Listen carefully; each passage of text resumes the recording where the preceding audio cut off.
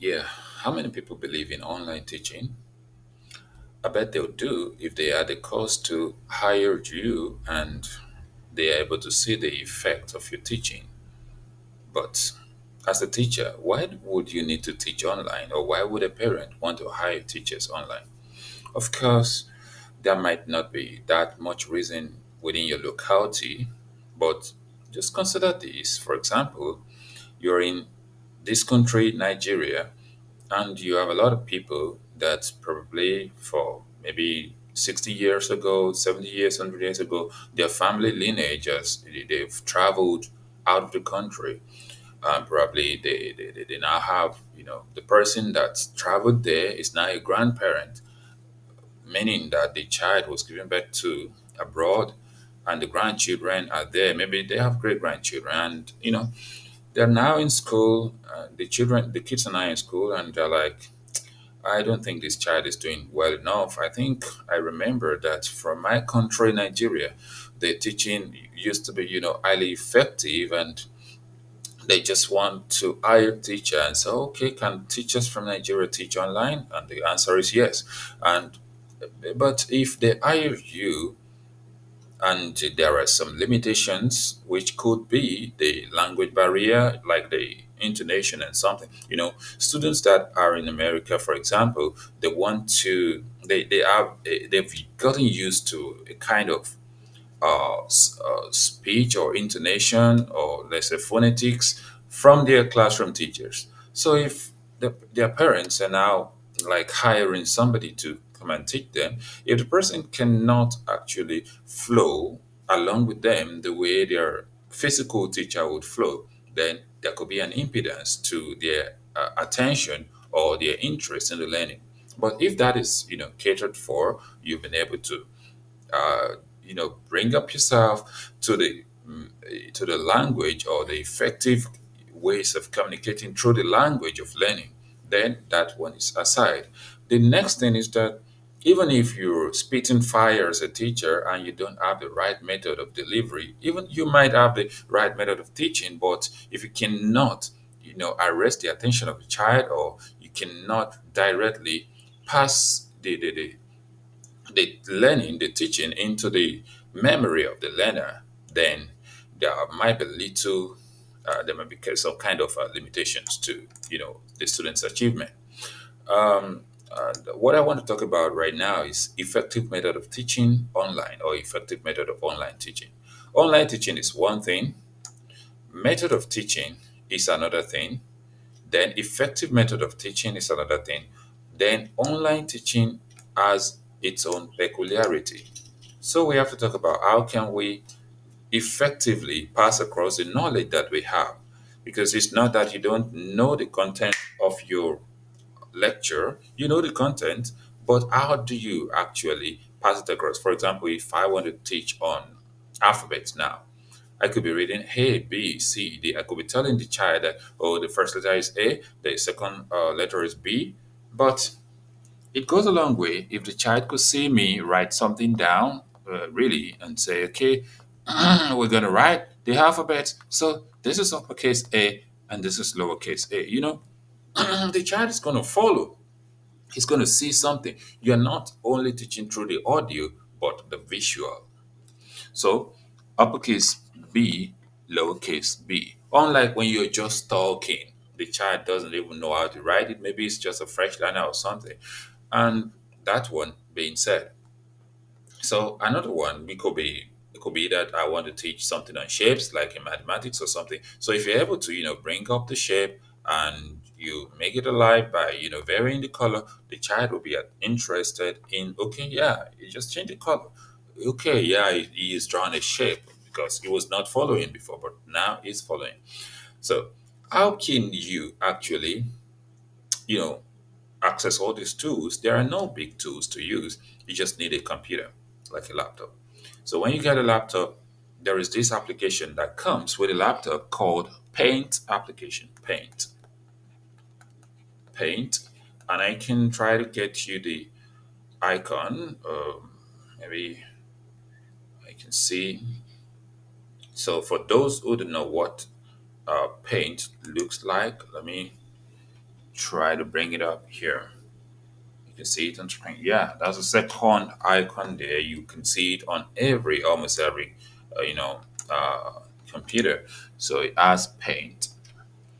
I use Paint as my writing board, but the Zoom I'm using actually has board, but it depends on what you want to teach, and it depends on the tools you want. For example, if I want to draw a shape like this, it's ready made in Paint, unlike when it's in a Zoom board and I'm just drawing. And you could easily use some controls on Paint than it is easy to use it on Zoom, board. Okay, hold on. We're gonna continue shortly. So now you're welcome back. If you want to, start teaching a student online, let's assume you're in agreement to teach a particular student, maybe primary school, maybe secondary school, no matter what the level is, and no matter what the subject you want to teach, even if it's mathematics, it's highly effective online. I'm going to show you now. But before I move to the mathematics aspect, let's assume you want to teach language. Language. You can use any kind of calling app, but I use Zoom. So just open your Zoom app, and on the face of your Zoom app, you can see new meetings, or you go through any of your scheduled meetings. I have some scheduled meetings here. These are my scheduled meetings. So you can say, or maybe they sent you a link. You're just going to click on join meeting. Then you type in the user ID or the meeting ID. Then once you click on join, after typing whatever you type in there, just click on join. Then you're going to it's going to ask you to either turn on your video or turn off your video or something depending on what you want to join, and also you put in the passcode. That is that about that. So but if it's a meeting that is ongoing or recurrent meeting that you've already scheduled, like today is October 28th, and how many classes do I have today? This is one, two, three, 4, 5, 6, 7, 8, 9, 9 classes for today. So now, um, if you have not scheduled the meeting I did before, you just go to new meeting. When you click on new meeting, you're going to generate a meeting link. So it's going to open. Now it has opened, and you can see my face on the screen now because I have set it that it should always put on my audio. That's the audio that is toggling up and down here. And also, we can see the video. If I turn off the video, it's going to be off. And if I turn on the video, it's going to be on. Then I could change my background. Like you want to change your background, you just click on the arrow directly beside the audio. So, I mean, beside the video. So, all you need to do is to scroll, check from the menu. You see the adjust background and effect. When you see adjust background and effect, it opens like a pane here for you. So, I have a green screen. Because I have green screen, I could use video as my background depending on your system specification. So if your system is configured enough to use video, all you just have to do is to use a green screen. Like if I click on it now, you will see my background. This is my green screen. This is my green screen. But once I pick up the color that is effective, it's going to switch back to the video I use. And I could use the video from the Zoom itself, or I could use an image. I could use any image, my own customized image. I could upload image to this place, or I use my video that I've already uploaded to the Zoom. So since that is done, all I need to do is to send my meeting link to my student. Where can I get that? You click on this participants. Once you click on participants, it's going to open a pane. It says here at the bottom, it says invite. When you click on invite, it's going to open. So at the bottom of this page, you can either copy the invite link or copy invitation. What's the difference between the two? If you copy invite link, I'm going to show you. Let me copy invite link and paste it in the Zoom chat so that you can see. This is my Zoom chat. If I paste the invite link, it's going to be something. I pasted it here. Let me close this one at the top so you can see. Can you see? Drop down a lot of details by because I copied the invite. You know, yeah, because I copied the meeting details there. Let me check what it says again before I know what it tell you. Yeah, invite, copy invitation. Yeah. So because I use copy invitation, it dropped down a lot of things you can see here. But if I copy invite link alone, it's going to just drop a link for the person, which will not include the meeting ID. So the invite link is going to include the meeting ID, but I think this one's not going to include the meeting ID. And if you see, you can see the second message there is just a link, and probably it doesn't include separating the meeting ID like the first one that separate meeting ID and passcode here. So if you look at it, you can see that the meeting ID is already here, but the passcode is not there. So you would need to come and look for passcode again. So it's better to always copy invitation so that the person will have the full details of what the person is.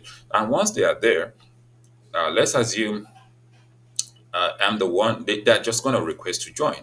Once they request to join, it's either they come in automatically and you see them on your screen, or they're going to it's going to give you a kind of notification that this person wants to join your meeting. Then you're going to click admit to meeting. Once you click the person to admit to meeting, the next thing is to share your board. And as a teacher, you should prepare ahead of your student, so you can share the board already and prepare your board for your class that you want to teach. Now, I could decide to share, and you click on share on the Zoom interface here. At the bottom here, you can see share. When you click on share, what do? You can click on document at the top here. If it's the Zoom board you want to use, you click on whiteboards. Once you double click on whiteboard, it's going to open all of the whiteboards, maybe the ones that you've been using before, or you want to create a new whiteboard. You can open any of the whiteboards that you've been using before. If you have a content there, you can delete them, or you can just continue using it for as long as you scroll it down. It's going to keep opening more and more and more pages, and you can also use templates. But I prefer new whiteboard. Now you can see this one say Gordon's class, this one say Israel Favors class, this one, because I had a course to use some of these whiteboards, so I could click on any one of them. Maybe I click on let me see. Serenity. Okay. Let me click on this one, this Gordon's class.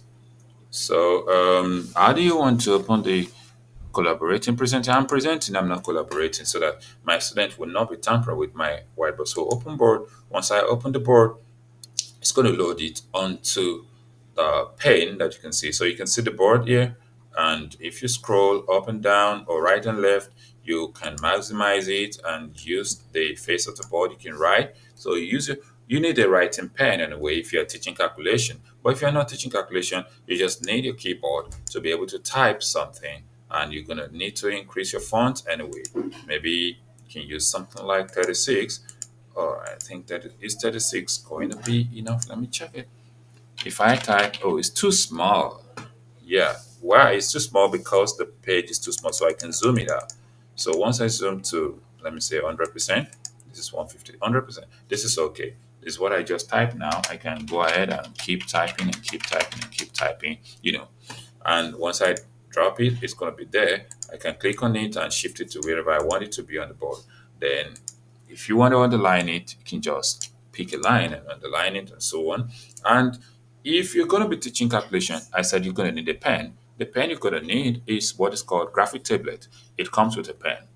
You connect it with your system, then you can write on it. You can even sign your signature or something on it.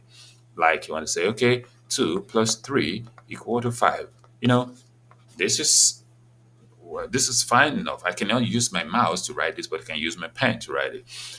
Okay, but I prefer to use Paint as my board.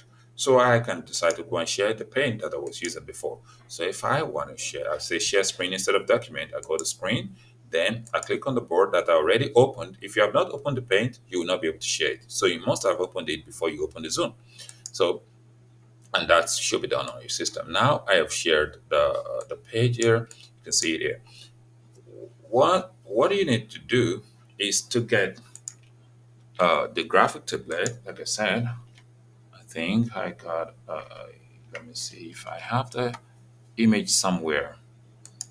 Yeah, I got the image here. So these are graphic tablets. You can see here is one of them. So now you have the graphic tablet. This is the pen I'm talking about. You can see the pen here.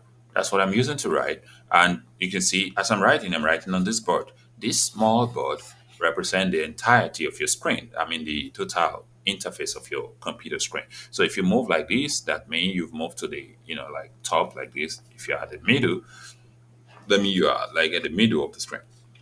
So if you're able to open this, let's assume you want to teach about three-letter words. You can say, okay, fill in the gaps, three-letter words.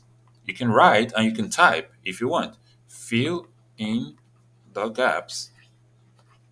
This is like bringing the student to the classroom experience. I mean, the physical classroom experience. If a teacher is in the class and you're using your marker to write, how are you going to do it? Are you going to type on the board? You're going to you use a ruler, you rule it, and you begin to say, okay, now here's the first one, C dash P. What are we going to put in? You can say, are we going to put V or U? And the child is going to say, okay, I'm going to put U. And you're going to explain to the child, and you can continue whatever the language is. Or let's assume what you want to teach is translation of in language, translation.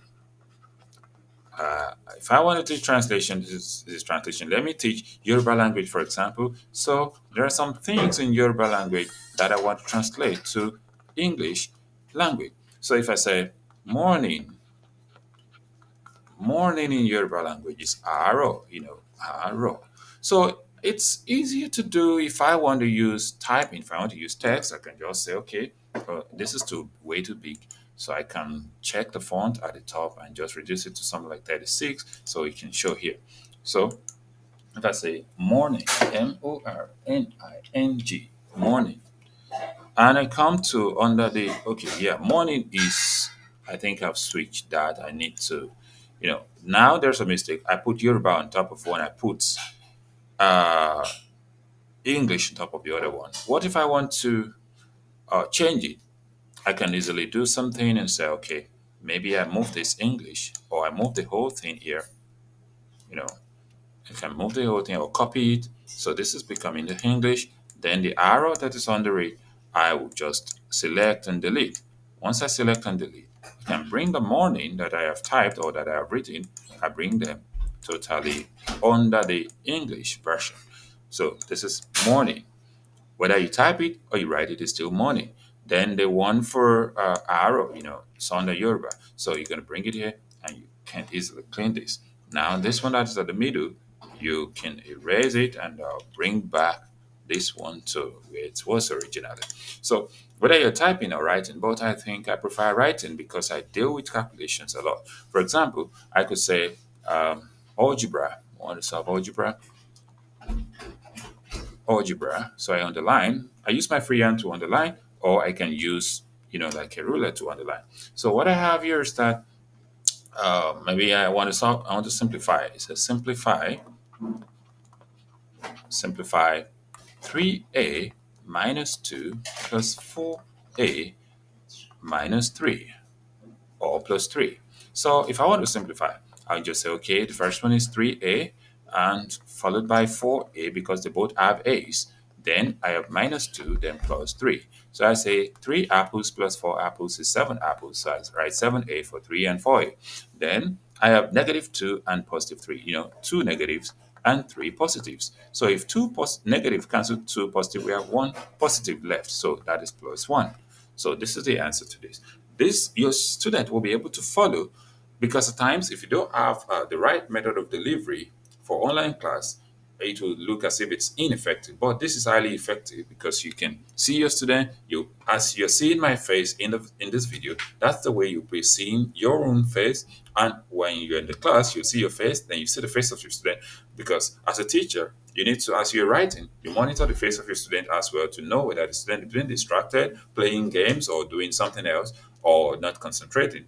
Children will always be children. But when you're able to arrest their attention, or maybe they are the type that are actually interested in what you're teaching. They just want to know. Some students are that like that. They want to know, so they will concentrate without you monitoring them. But not all children are the same.